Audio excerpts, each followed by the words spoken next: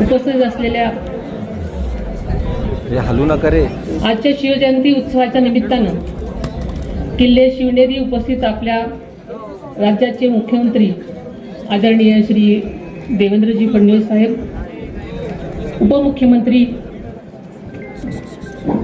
श्री एकनाथजी शिंदे साहेब, सांस्कृतिक कार्यमंत्री माननीय आशिषजी शेलार साहेब, जुन्नरचे आमदार श्री शरद सोनवणेजी, माजी आमदार श्री अतुलजी बेनके, श्री रितेशजी देशमुख, विघ्नहर कारखान्याचे चेअरमन श्री सत्यशील शेरकर, शिवनेरी भूषणचे सर्व पुरस्कारार्थी, तसेच मराठा सेवा संघाचे सर्व पदाधिकारी श्री विजयजी घोगरे, श्री राजेंद्रजी कुंजीर, श्री राजेंद्रजी बुट्टे पाटील, तसेच सर्व लोकप्रतिनिधी, सर्व अधिकारी कर्मचारी वर्ग,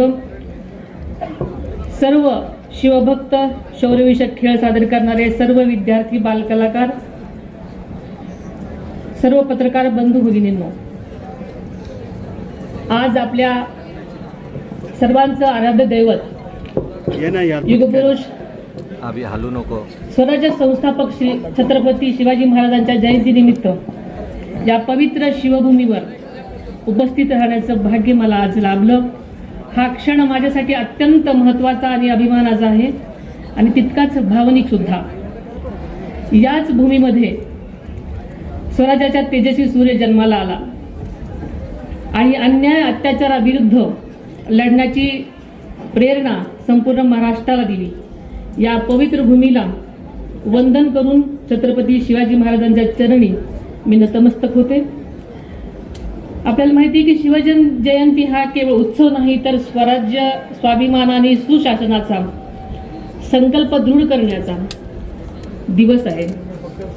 स्वराज्य रक्षक छत्रपती संभाजी महाराज, स्वराज्य संकल्पकर शहाजीराजे भोसले आणि स्वराज्य राजे जननी राजमाता जिजाऊ मासाहेब यांच्या संस्कारातून घडलेल्या या महान कार्याची आज आपण पुन्हा आठवण जागवत आहोत. सह्याद्रीच्या कड्याकोपऱ्यातून झुंज देत स्वराज्यासाठी प्राणपणाने लढलेल्या समस्त मावळ्यांना सुद्धा मी या दिवशी वंदन करते. तसेच राज्यातल्या शेतकरी, कष्टकरी, सर्वसामान्य जनतेला सुखी समाधानी ठेव. छत्रपती शिवाजी महाराजांनी दाखविलेल्या वाटेवर चालण्याचं बळ आम्हा सर्वांना दे, असं साकडं आई शिवाई देवीच्या चरणी घालते. यापूर्वी अनेक वेळा शिवछत्रपती महाराज आणि स्वराज्य जननी राजमाता जिजाऊ मासाहेबांना वंदन करण्यासाठी या पवित्र शिवनेरी किल्ल्यावर येण्याचं भाग्य मला लाभलं होतं. मात्र आजचा दिवस माझ्यासाठी अत्यंत वेगळा आणि जबाबदारीची जाणीव करून देणारा. मी उपमुख्यमंत्री पदाची शपथ घेतली. ज्या कठीण प्रसंगात मी शपथ घेतली त्या क्षणी माझ्या डोळ्यासमोर जिजाऊ मासाहेब उभे होत्या. जिजाऊ मासाहेबांनी केवळ शिवरायांना जन्म दिला नाही तर स्वराज्याचा ध्यास दिला, संस्कार दिले आणि संकटाची दोन हात करण्याची जिद्द दिली. तीच तुमची आमची प्रेरणा आहे, तोच आपला आधार आहे. या जन्मभूमीमध्ये ठेवलेल्या खरं तर माझ्यावर या क्षणी काटा अंगावर आलेला आहे. छत्रपती शिवरायांनी मावळ्यांना दिलेली स्वराज्याची शपथ आठवली. आपण सर्वजण शिवछत्रपती यांची मावळे आहोत, हीच भावना या क्षणी माझ्या मनात आहे.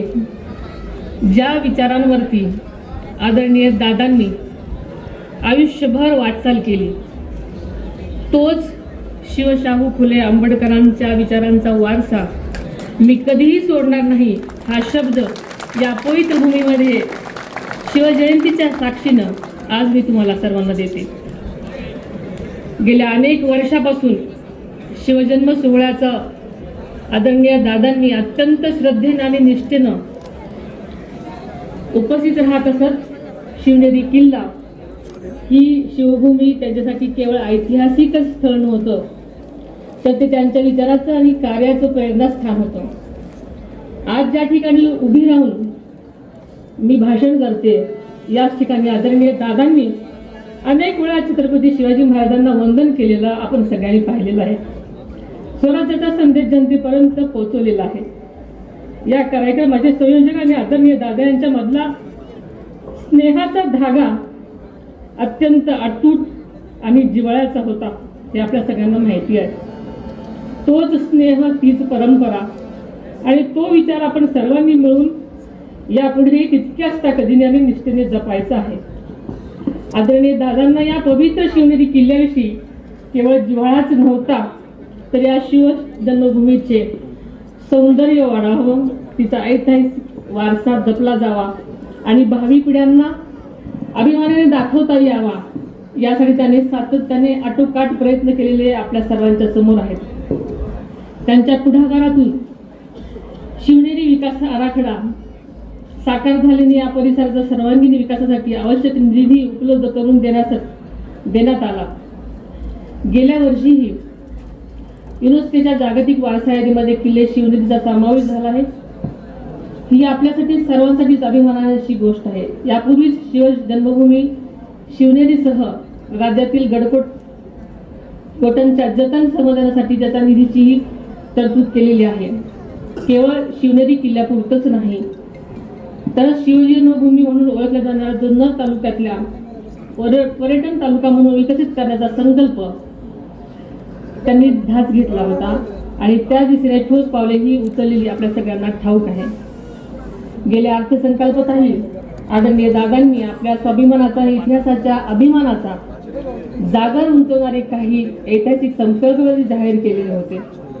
त्यामध्ये आग्रा येथे छत्रपती शिवाजी महाराजांचा पराक्रमाची साक्ष देणारे शिवस्मारक उभारण्याचा निर्धार त्यांनी केला. पानिपत येथील मराठा शौर्य स्मारक तसेच संगमेश्वर येथील छत्रपती शिवाजी महाराजांच्या स्मारकाचाही समावेश आहे. त्याचबरोबर किल्ले रायगड विकास आराखडा व स्वराज्य रक्षक छत्रपती संभाजी महाराजांचे बलिदान स्थळ तुळापूर आणि समाधी स्थळ ओढबुद्रुक येथे स्मारकाचे काम अत्यंत वेगाने सुद्धा सुरू झालेलं आहे. या सर्व कामावर आदरणीय दादांची जातीने लक्ष देत असत आणि ही सर्व कामं प्रगतीपथावर आहेत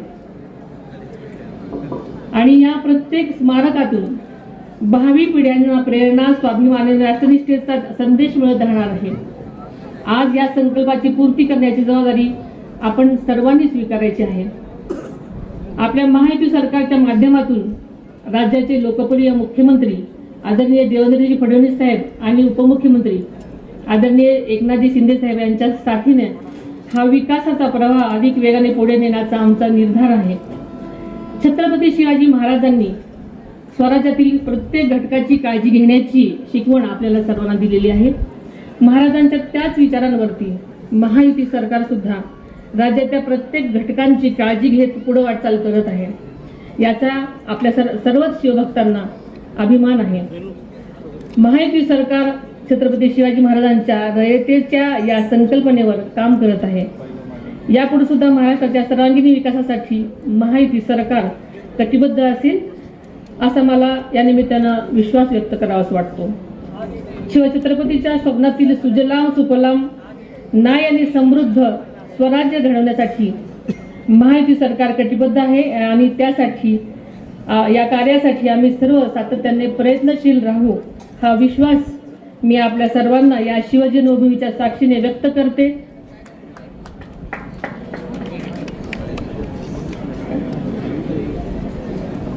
आणि इथंच थांबते. जय हिंद, जय महाराष्ट्र.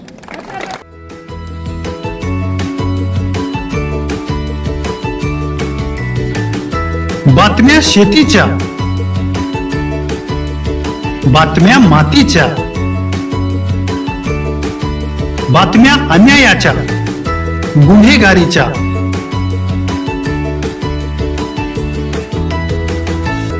राजकारणाच्या आणि समाजकारणाच्या,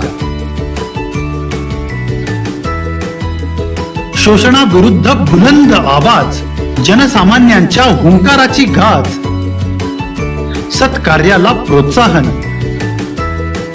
दुष्कृत्याला अनुशासन,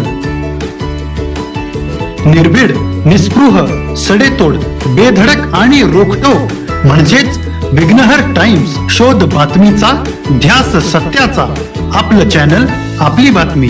सबस्क्राईब तर कराच, पण बेल आयकॉनवर क्लिक करायलाही विसरू नका.